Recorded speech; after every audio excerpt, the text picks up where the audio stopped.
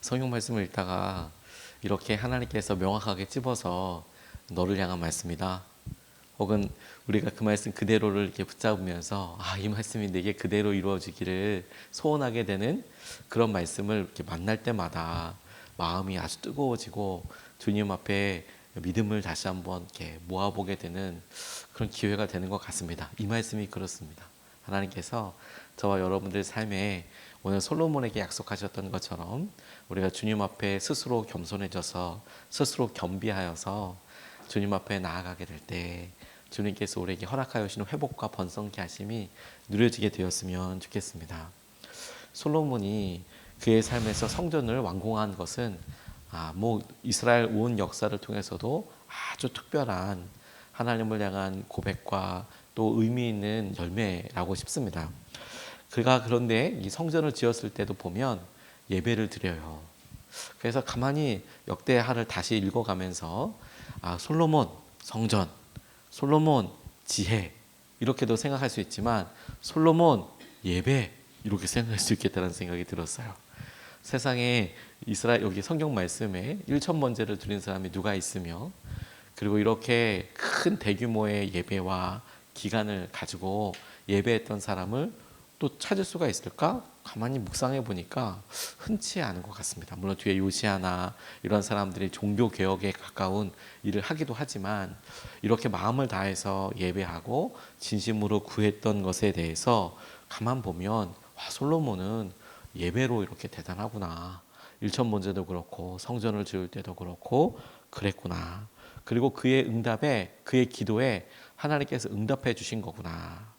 제가 이 말씀을 어제 말씀으로 이렇게 묵상하고 다시 정리하면서 요 최근에 제게 있었던 몇 가지 질문 같은 것들이 조금 이렇게 응답되는 것 같았어요. 질문 같은 게 뭐냐면 솔로몬은 여러 성경을 같이 읽어보면 참 지혜로운 사람이면서도 동시에 다윗과는 또 다른 연약함이 있는 사람이었거든요.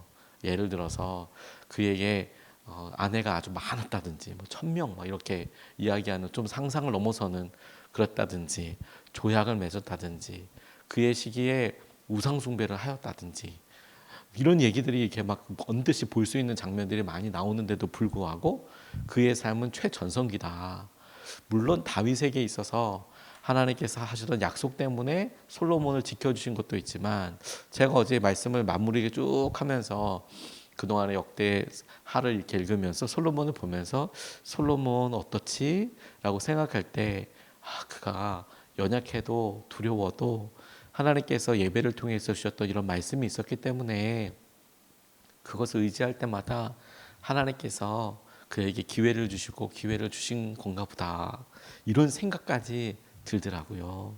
왜냐하면 여러분 이 말씀이 솔로몬이 성전을 짓고 하나님 앞에 간절히 구하면서 하나님이 성전에 이러이러이러하게 사람들이 하거든 하나님께서 이렇게 응답해 주십시오라는 기도를 드렸고 그 기도에 대해서 하나님께서 그러마 뿐만 아니라 오늘 이와 같이 읽은 본문 말씀처럼 응답해 주신 것이니까 참 귀하지 않습니까?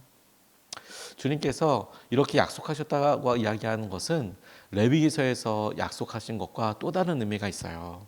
레위기는 하나님께서 모세를 통하여 너희들이 예배 드릴 수 있는 방법을 하나님께서 알려주시고 그 방법대로 예배하면 하나님께서 만나주시고 혹은 용서해 주시고 혹은 응답해 주시겠다라는 그런 놀라운 은혜의 말씀이거든요. 그게 무슨 말이냐면 그 전에는 이들 가운데 규범이 없고 그리고 이들 가운데 약속이 없으니 이스라엘 사람들이 예배를 하고 싶어도 그것이 아주 특별하거나 믿음 좋은 사람이거나 이런 사람들만 혹 가능하거나 혹은 그 방법을 알 수 있었는데 레위기가 있으므로 모든 민족들이 본인에게 있어서 예배에 대한 갈망이 있을 때마다 죄에 대한 찔림이 있을 때마다 혹은 그가 서원할 때마다 하나님께 예배할 수 있는 방법이 생겼고 하나님께서도 이런 방법을 통해 들으면 반드시 들으신다라는 것을 확신할 수 있었어요. 왜? 하나님이 그 방법을 정해 놓으셨으니까. 성전은 어떻습니까? 그런 방법 외에 이제 하나님께서 한 나라, 한 지역을 선택하셔서 그래, 너희들이 어느 때든지 이곳에 와서 기도하면 내가 그 기도를 듣겠다라는 약속을 주신 거 아니겠어요? 그러니까 내가 힘들고 어려워도 하나님이 계시겠다 주신 허락하신 그것을 따라 내가 그곳에 예배하면 하나님께서 약속하신 그대로를 우리에게 이루어 주겠다. 언제든지, 언제까지나. 그러니까 이 성전을 짓고 기도하고 응답받는 내용은 참 어마어마한 약속이 됩니다. 물론 이것은 이스라엘 역사에 있어서 적지 않은 시기 동안 성전이 그들의 삶과 모든 역사의 중심이 되기도 하지만 이후에 예수 그리스도를 통하여서, 예수님을 통하여서, 그리고 성령님을 통해서 우리에게 말씀하신 우리 마음의 성전, 하나님께서 우리에게 모세를 통해서 보여주시고 이 땅에 잠시 이 성전이란 모습을 통해서도 허락하여 주시고 우리가 다시 하나님 나라에 가서 예배하게 될 그 놀라운 원형들을 보고 알게 해주시는데, 그것을 깨닫게 되는 중요한 통로이고 우리가 깊은 은혜를 붙잡을 수 있는 또 다른 어떤 증거들이 되는 의미도 있겠습니다. 오늘 이 약속에서 우리가 첫 번째로 좀 붙잡고 기도하고 싶은 것은, 첫 번째로 딱 두 단어를 잡았는데 저는 이 두 단어만으로도 너무 가슴이 먹먹해졌어요. 스스로라는 단어와 다시라는 말이었습니다. 스스로, 다시. 14절 말씀을 보면 내 이름으로 일컫는 나의 백성이 스스로 겸손해져서 기도하며 나를 찾고 악한 길에서 떠나면 내가 하늘에서 듣고 그 죄를 용서하여 주며 그 땅을 다시 번영시켜 주겠다. 나의 백성이 스스로 겸손해져서 기도하며 나를 찾고 악한 길에서 떠나면 내가 하늘에서 듣고 그 죄를 용서하여 주며 그 땅을 다시 번영을 시켜주겠다. 스스로 다시. 하나님께서 성전을 허락해 주시면서 솔로몬의 기도를 들으시고 그리고 약속해 주신 내용 아니겠습니까? 스스로. 그들이 힘들고 어렵고 혹은 그들이 너무 삶이 평안해져서 하나님을 떠나고, 그게 고난 때문일 수도 있고 그게 아주 부유함 때문일 수도 있고 연약함 때문일 수도 있고 유혹 때문일 수도 있고 혹은 부지불식간에 넘어진 것일 수도 있고, 그것이 무엇이든지 간에 스스로 자기의 길을 깨닫고 아 이렇구나, 내가 이랬구나 라는 것을 깨닫고 스스로 돌이키면, 스스로 하나님 앞에서 내가 겸손하여지고 내가 하나님의 뜻대로 살기로 결정하면 용서해 주시겠다는 거 아니에요. 용서해 주시겠다는 거 아니에요. 그러니까 솔로몬에 있어서 제가 그렇게 생각한 이유가 바로 여기에 있었어요. 그가 힘들고 어렵고 순간순간 지혜로 하나님을 갈망하며 찾을 때마다, 스스로 찾을 때마다 하나님께서 용서하여 주겠다. 이건 놀라운 주의 은혜와 약속이며 오늘 우리에게도 이루어지는 은혜의 측면에서의 놀라운 약속이라고 싶어요. 오히려 이런 약속을 보면 우리가 신약에서 발견되는 은혜보다도 더 놀랍고 세밀한 하나님의 약속과 은혜가 있다고 싶어요. 하나님께서 약속하시기를 네가 스스로 겸손해서 기도하고 나를 찾으면, 악한 길에서 떠나면, 그러면 뭐라고요? 다시 번영을 시켜줄 거야. 다시 회복시켜 줄 거야. 다시 회복시켜 줄 거야. 어느 때든지. 여러분, 하나님께서 우리에게 이야기하실 때 우리의 죄가 큽니까? 하나님의 은혜가 큽니까? 은혜가 훨씬 큽니다. 은혜가 훨씬 큽니다. 그런데 우리 실제적으로는 어떻게 느껴집니까? 마지막에 한 게 우리에게 가장 많이 느껴지는 것 같아요. 실제로 하나님께서 우리에게 허락하신 은혜의 말씀을 보면 은혜가 더 놀랍죠. 모든 것을 다 덮어주시고 새롭게 하신 은혜가 있죠. 근데 그 큰 은혜에도 불구하고 우리가 좌절하고 낙담한 이유는 은혜의 놀라움과 하나님의 위대하심이 문제가 있는 게 아니라 우리가 볼 수 있는 것이 요만하고 이 좁은 시선에서 내 의견이 옳고 내 선택이 맞고 내 고집이 항상 내게 유익하다고 생각하는 것 때문에 내려놓지 못하고 혹은 내 뜻대로 살아가는 것이 내 삶의 온통 주인이 되었을 때에 하나님의 은혜가 아무리 크다고 하더라도 그 놀라운 은혜와 절대적인 은혜를 우리가 요만한 우리의 기준으로 그것을 무시하면서 살게 되는 일들이 있는 거예요. 그런데 오늘 말씀처럼 내가 스스로 겸손하여서 내가 내 삶의 중심이 아니라 거기서 얼른 내려와서 하나님의 뜻대로 내가 살기로, 하나님 내게 원하시는 것이 최선인 것으로 내가 믿으며 내가 하나님을 향하여 고개를 돌릴 때 우리를 향하여 바라보고 계시는 하나님의 시선과 하나님께서 귀를 집중하고 계시고 듣고 계시는 그 놀라운 은혜를 우리가 경험할 뿐만 아니라 다시 번영케 해주신대요. 다시 번영케 해주신대요. 여러분, 우리가 주님께로 우리의 마음과 생각을 돌이키고 붙잡아야겠어요. 그리고 저는 하나님께서 2025년도에 우리 교회에 허락하신 말씀이기도 하겠다 이런 생각이 들었어요. 그렇구나. 하나님께서 다시 번성케 하고 하는 여러 일들은 우리가 어떤 죄를 혹은 잘못을 했기 때문에 만이 아니라 우리가 스스로 우리도 알지 못하게 높아졌구나. 그렇다면 우리가 스스로 겸손하여져서 낮아져서 기도하는 자리를 찾고 거기서 하나님을 찾으며, 그리고 우리가 깨달아질 때마다 이게 악한 길이었구나, 하나님께서 원하시는 길이 이쪽 길이 맞겠구나 돌이키면 다시 번영케 해주실 거예요. 놀라운 희망의 말씀 아닙니까? 그리고 두 번째 말씀을 이렇게 붙잡았어요. 역시 하나님께서 말씀해 주신 마음 중에 두 단어가 제게 너무 큰 은혜, 이거 묵상이 되었는데 눈길과 마음을 붙잡았습니다. 15절에서 16절 말씀을 가만히 보면 이렇게 약속하고 계세요. 이제 이곳에서, 성전이죠, 솔로몬의 성전에서 드리는 기도를 내가 눈을 뜨고 살필 것이며, 그 기도를 눈을 뜨고 살핀대요. 귀담아 듣겠다. 내가 이제 내 이름이 이 성전에 길이 머물게 하려고 이 성전을 선택하여 거룩하게 하였으니 내 눈길과 마음이 항상 이곳에 있을 것이다. 여러분, 우리의 지금 이 자리가 주님 앞에 이와 같은 은혜 가운데 지금 있는 거예요. 근데 여러분, 가만히 생각해 보세요.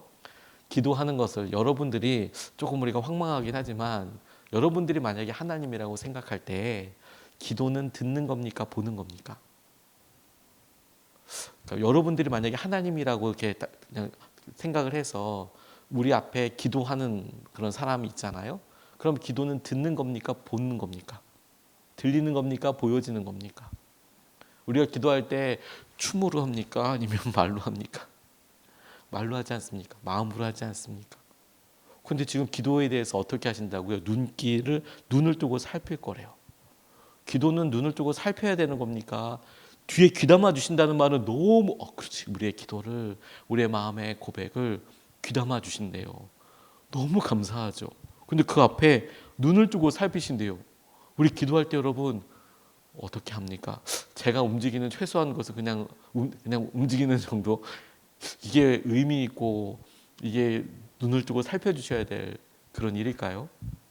근데 제가 이곳에서 드리는 기도를 하나님께서 내가 눈을 뜨고 살필 것이며 라고, 이것이 처음에는 그래, 우리가 처해 있는 상황과, 왜냐하면 우리가 교회에서뿐만이 아니라 우리의 가정에서, 우리의 여러 대화의 자리에서, 직장에서 하나님께서 그 상황을 살필 것이며 그곳에서 하시는 기도를 귀담아 들을 것이다. 이렇게 큰 의미로 차가워서 되게 기쁘기도 했고, 계속 묵상하고 하나님 기도를 보신다는 건 도대체 뭘까요? 라고 보니까 이렇게도 깨달아지더라고요. 첫 번째로 우리 삶에서 하나님께서 함께 하시고 내 상황을 잘 살피신다라는 의미로도 다가왔지, 그 말도 맞고, 두 번째로 하나님께서 기도의 자리를 지키고 누가 기도하고 오고 하나님 앞에 기도하는 사람들을 눈을 뜨고 살피시는구나, 아끼시는구나, 그리고 그들이 하는 기도를 들으시는구나. 우리가 날마다 똑같은 기도를 하지요. 혹은 대부분 우리의 기도들이 간절하지만 간절할수록 오래된 기도 제목들이 있지요. 그래서 우리는 기도한다는 것 자체에 대해서 주님 다 아시지. 물론 주님 다 아시죠. 다 아시는 주님이 왜 그걸 굳이 살피실까요?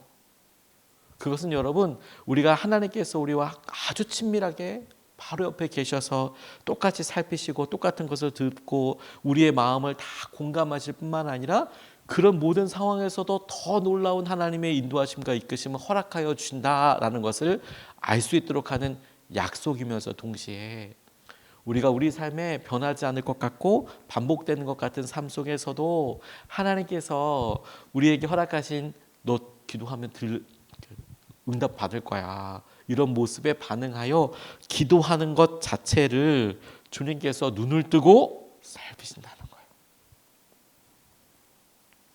저는 그래서 너무 기뻤습니다. 그리고 여러분, 이 말씀을 그대로 적용해 보면서 우리에게 어떻게 느껴지는지가 중요하겠습니다.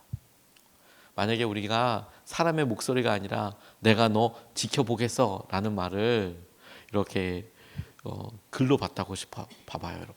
요즘은 화장실에 그 글씨가 이제 뭐 다 낙서 같은 걸 다 지우잖아요. 제가 예전에 저희 신학교 다닐 때 이렇게 화장실에서 이렇게 있는데 제 눈앞에 딱 보이는 글귀가 낙서 중에서 막 여러 낙서가 있었는데 신학교에도 낙서가 있었어요. 근데 거기에 이런 황당한 단어가 있더라고요. 늘 은밀히 보시는 주님. 화장실에서 보니까 너무 이게 뭐야 이게 지금 이런 생각이 들고 왜 거기다 그걸 써놨는지 모르겠어요. 아마 전도사님이겠죠. 어떤 전도사님이 농담처럼 이렇게 써놓으셨을 텐데 내가 너 지켜보겠어. 내가 너의 길을 잘 살펴보겠어 라고 이야기할 때 그게 감시처럼 느껴집니까? 아니면 관심처럼 느껴집니까? 그게 위협처럼 느껴지십니까? 아니면 인정받을 수 있는 기회로 느껴지십니까? 내가 너를 지켜본다. 지켜본다. 오늘 솔로몬에게 하나님께서 성전에 대해서 기도할 때 내가 이렇게 응답하시면서 내 눈길과 마음이 항상 이곳에 있을 거야. 하나님께서 이 교회 안에서 뭘 하나 너 이상한 일 하기만 해봐 위협하고 혹은 내가 너 지켜보겠어 이런 게 아니라 하나님께서의 관심과 하나님께서의 중심이 늘 우리 가운데 있으며 그것이 우리 가운데 어떻게 느껴지는지를 보게 되는 것 아니겠습니까? 여러분 오늘 하루에 우리의 삶에 하나님께서 다 보고 계세요. 그래서 감사하고 모든 영역이 다 감사하면 너무 행복하고 좋은 길을 가고 있는 거예요. 근데 어느 순간에 여러분 주님 요 시간만 좀 눈 감아 주세요. 요건 좀 모른 척 해주시고 하나님 여기는 이렇게 괄호해서 부분 삭제해 주세요. 예를 들어 우리가 운전할 때라든지 예를 들어 우리가 누구랑 이야기할 때든지 우리가 어떤 결정을 할 때든지 우리 삶에서도 여러분 이렇게 봤을 때 하나님 이때서부터 이날까지는 좀 가로를 해주세요. 이런 일들이 우리에게 많아지고 혹은 우리가 미리 그런 결심과 생각으로 나아간다면 아마 하나님께서 눈길과 마음을 두겠다 할 때 그 시선과 그 마음이 부담스러울 거예요. 왜 보신다는 거야? 그런데 우리가 정말 힘들고 어렵고 하나님을 갈망한다면 이건 정말 놀라운 약속이 되어서 우리에게 힘이 되겠죠.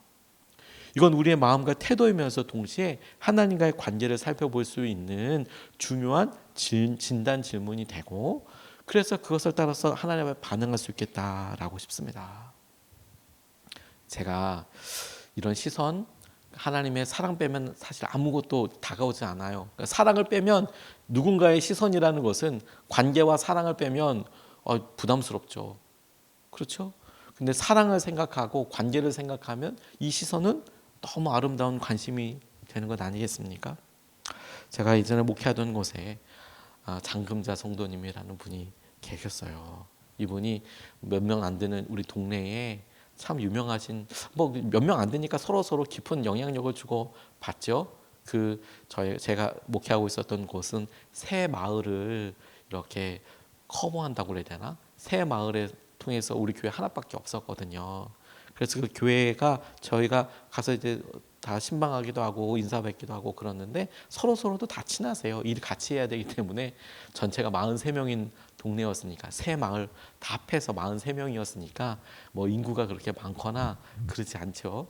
그리고 제가 교회가 있었던 근처에는 한 20명 뭐 이 정도 지금 따로 세지는 않았는데 다 관련이 있어서 그 정도 되는데 이 장금자 성도님이란 분이 조금 이제 연약함이 있으세요.